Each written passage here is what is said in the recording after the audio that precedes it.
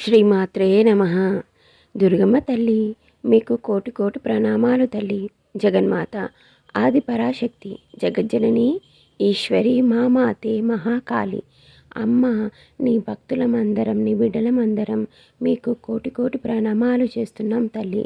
జగన్మాత ఆది పరాశక్తి శంకరి శాంభవి వైష్ణవి త్రిలోకధారిణి త్రిపుర సుందరి అమ్మ, మా మాకు ఎలాంటి ఇబ్బందులు లేకుండా, ఎలాంటి ప్రాబ్లమ్స్ రాకుండా, ఏది రాకుండా అన్నీ నువ్వే చూసుకుంటున్నందుకు మీకు శతకోటి వందనాలు తల్లి. అమ్మ, మా కోసం, మీ బిడ్డల కోసం మీరు ప్రతిరోజు ఏదో ఒకటి మాకు తెలియజేస్తూ, మంచి మార్గంలో నడిపిస్తూ, ముందుకు తీసుకెళ్తూ మమ్మల్ని మీ బిడ్డలుగా మంచి పేరు తెచ్చుకునేలా చేస్తున్నందుకు మీకు కోటి కోటి ధన్యవాదాలు తల్లి. అమ్మ, ఈరోజు ఏం చెప్పడానికి వచ్చారు తల్లి? అమ్మ ఈరోజు మన కోసం ఏం చెబుతుందో మనము ఈరోజు తెలుసుకుందాం. భక్తి మార్గంలో ఉన్న అందరి కోసం అమ్మ ఈరోజు ఒక విషయం చెప్పడానికి వచ్చింది. అదేందో మనము ఈరోజు తెలుసుకుందాం. అమ్మ, మీరు ఏం చెప్పబోతున్నారో మాకు తెలియజేయండి తల్లి. మీకు తెలియకుండానే మీరు భక్తి మార్గంలోకి అడుగు పెట్టేశారు. అది భగవంతుడి నిర్ణయం. ఆయన నిర్ణయించింది ఇది. మీరు రోజు ఆరాధించే దైవం అంటే ఇంటి దైవం, కులదైవం అయినా అయి ఉండవచ్చు. ఎప్పుడైతే మీరు భక్తి మార్గంలోకి వచ్చారో అప్పటి నుండి మీరు ఇష్టపడే దైవాన్ని ఎక్కువగా ఆరాధించడం మొదలు పెడతారు. అమ్మ నిద్రలో ఉన్న మీ యొక్క ఆత్మని మేలుకొల్పుతూ ఉంటుంది.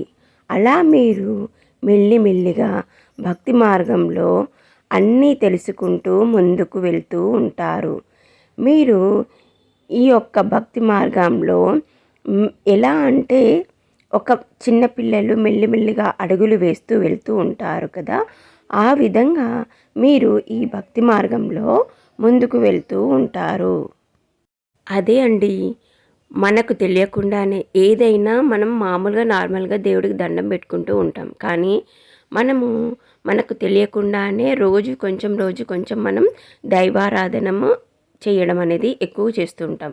అది భగవంతుడు మనని వారి యొక్క బిడ్డల్లాగా స్వీకరించి దగ్గరికి తీసుకుంటున్న కొద్దీ మనము భక్తి మార్గంలో ముందుకు వెళ్తూ ఉంటామన్నమాట.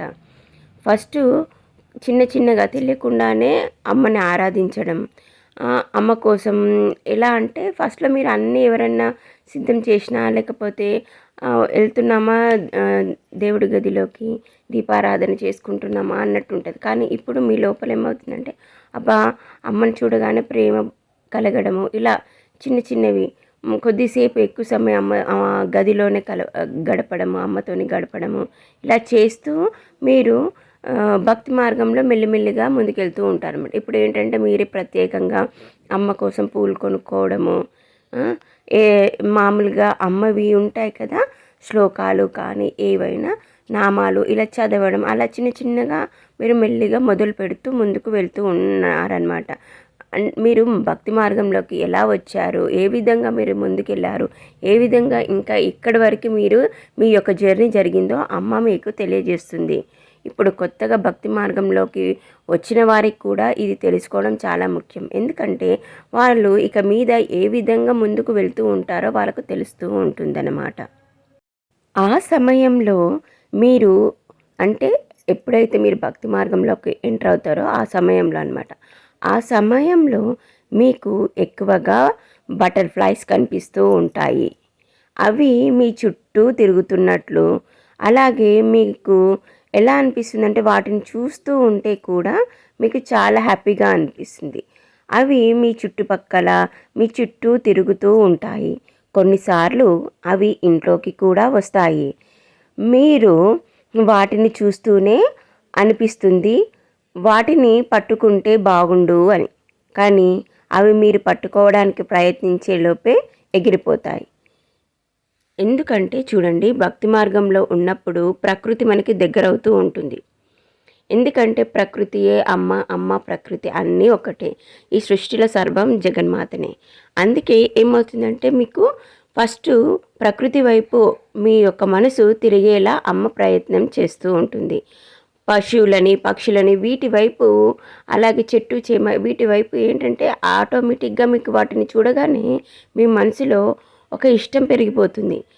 అలాగే బటర్‌ఫ్లైస్‌ని ఫస్ట్ చూడగానే మీకు ఏమైపోతుందంటే అబ్బా! ఎంత బాగున్నాయి, ఎంత అందంగా ఉన్నాయి, కలర్‌ఫుల్‌గా మంచి కనిపిస్తున్నాయి అని అనిపిస్తూ ఉంటుంది. అవి మీ చుట్టూ తిరుగుతుంటే మీకు తెలియని సంతోషం అవుతూ ఉంటుంది.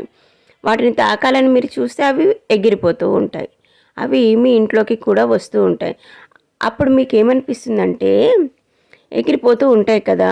అప్పుడు మీకు అనిపిస్తూ ఉంది, ఇంట్లోకి ఎందుకు వస్తున్నాయి? కారణం ఏంటి? అన్న ఆలోచనల మీకు వస్తూ ఉంటుంది. కొన్నిసార్లు మీరు ఏండు అంటే బటర్‌ఫ్లైస్ ఎందుకు మా ఇంట్లోకొస్తున్నాయి? అంటే ఫస్ట్‌లో మీకు రాకపోయేవి కదా! ఇలా ఎప్పుడైతే మీరు ఈ మార్గంలోకి అడుగుపెట్టారో, అప్పుడు ఇవి రావడం మొదలయ్యేసరికి మీకు ఆలోచన వస్తుందనమాట. అరే! ఎప్పుడు లేనిది ఏంటి బటర్‌ఫ్లైస్ ఈ మధ్య బాగొస్తున్నాయి ఇంట్లోకి. ఇంత కలర్‌ఫుల్‌గా ఉన్నాయి. ఎందుకొస్తున్నాయి ఏంటి అని ఒక చిన్న ఆలోచన వస్తుంది మీకు. అలాగే మీరు పూజ చేసే సమయంలో చేసుకునే సమయంలో కూడా కానీ మీరు గుడికి వెళ్తున్న సమయంలో కానీ ఈ బటర్‌ఫ్లైస్ మీ చుట్టూ తిరుగుతూ మిమ్మల్ని తాకుతూ, మీపై వాలుతూ ఇలా మీ దగ్గరికి వస్తూ ఉంటాయన్నమాట. మీరు తెలుసుకోండి అమ్మ మిమ్మల్ని ఎందుకు భక్తి మార్గంలోకి నడిపిస్తుంది. ఇది గుర్తుపెట్టుకోండి. చూసారా? ఎప్పుడైతే మీరు ప్రకృతి వైపు అంటే మీకు ఇంకా ఎలా అంటే మనసు బాగా అది ఎక్కడన్నా బటర్‌ఫ్లై కనిపించేసరికి అబ్బా!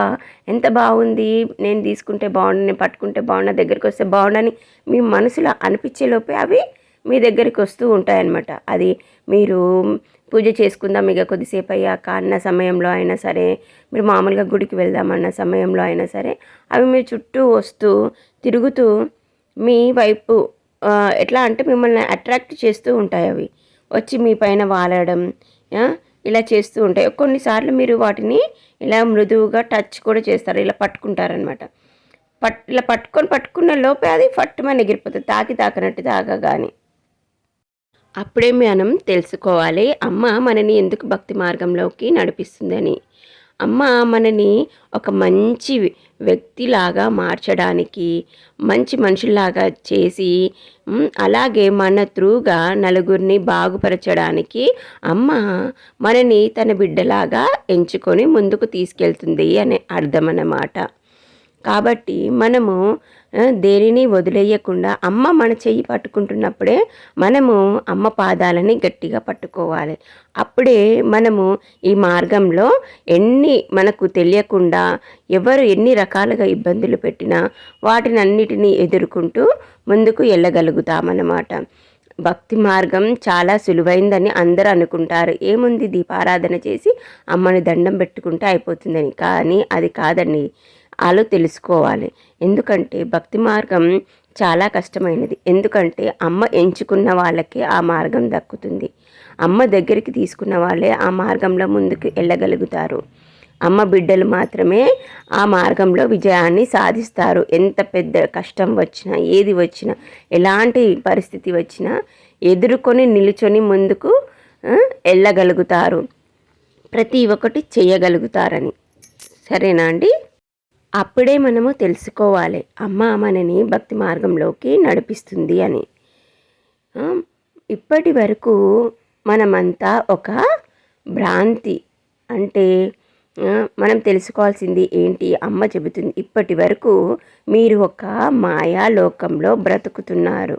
అంటే మీ కుటుంబం, ఫ్రెండ్స్, చుట్టాలు, మీ పక్కింటి వాళ్ళు ఇలా వీటిలోనే మీరు బిజీగా వాటిలోనే ఉంటూ జీవితాన్ని గడుపుతూ ఉన్నారన్నమాట, ఉండిపోయారు.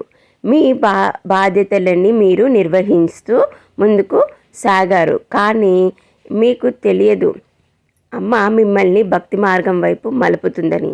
ఎప్పుడైతే అమ్మ భక్తి మార్గం వైపు మలుపుతుందో అప్పుడు మెల్లిమెల్లిగా మీరు వీటిలో నుంచి కొద్ది కొద్దిగా బయటకి తిరిగి అమ్మ వైపు మళ్ళుతూ ఉంటారు. ఎప్పుడైతే మీరు భక్తి మార్గంలోకి ఎంటర్ అవుతారో అప్పటి నుండి మెల్లిమెల్లిగా మీ జీవితంలో మార్పులు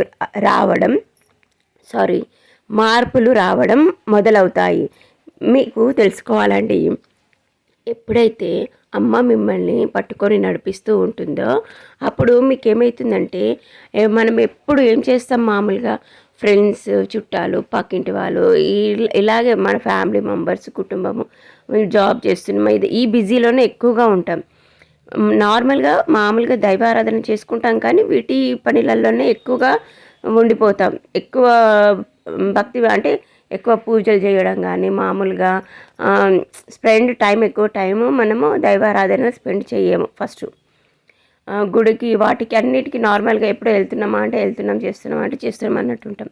కానీ ఎప్పుడైతే అమ్మ మనల్ని పట్టుకొని నడిపిస్తూ ఉంటుందో అప్పుడు ఆటోమేటిక్గా మనము అందరికన్నా ఎక్కువగా ప్రిఫరెన్స్ ఫస్ట్ అమ్మకి ఇవ్వడం మొదలు పెడతాం. అంటే లేదు ఫస్ట్ నేను నా పూజ చేసుకోవాలి, మా అమ్మని సేవ చేసుకోవాలి, దైవారాధన నేను చేసుకున్నాక మిగతావన్నీ నాకు అనేది మెల్లిమెల్లిగా మీ లోపల మార్పులు రావడం మొదలవుతాయి అన్నమాట. రోజు చేసుకుంటున్న దానికన్నా కొంచెం వేరేగా అమ్మని ఇంకా ఎట్లా సేవ చేసుకోవాలి, అమ్మని ఎట్లా ఆరాధించాలి, ఇలా ఎప్పుడూ మీ మైండ్లో అటువైపే ఆలోచనలు ఎక్కువ రావడం, అమ్మ గురించి ఎక్కువ ఆలోచించడం. ఈరోజు ఈ పూలతో చేసుకుంటా అమ్మని పూజ చేసుకుంటే ఈరోజు ఇలా ఆరాధించుకుంటా ఇలా ఆలోచించడం. అమ్మ ఎక్కడన్నా గుడిలో ఏదైనా వెళ్ళే దారిలో అమ్మ గుడి కానీ పడగానే ఫస్ట్ లేదు ఫస్ట్ అమ్మని దర్శనం చేసుకున్నాక ఈరోజు మిగతా పనులు మొదలు పెడతా. అలా అంటే అమ్మ మీ ఇష్టదైవం. అమ్మ ఒక్కతే కాదు, ఒకరొకరు ఒక్కొక్క దైవాన్ని ఇష్టపడతాం కాబట్టి ఆ దైవం వైపు మీ మనసు అనేది ఎక్కువగా అట్రాక్ట్ అవుతూ అటు ఆ మాదిరిగా దారి మీది మళ్ళుతూ ముందుకు వెళ్తూ ఉంటుందన్నమాట. మీకు ఇలాంటి సంకేతాలు చాలా వస్తూనే ఉంటాయి. ఇక ముందు కూడా మీ చుట్టుపక్కల మార్పులు మొదలవుతూ ఉంటాయి. మీరు కొత్త జీవితంలోకి అడుగు పెడుతున్నారు. కొత్త జీవితం అంటే ఏంటి?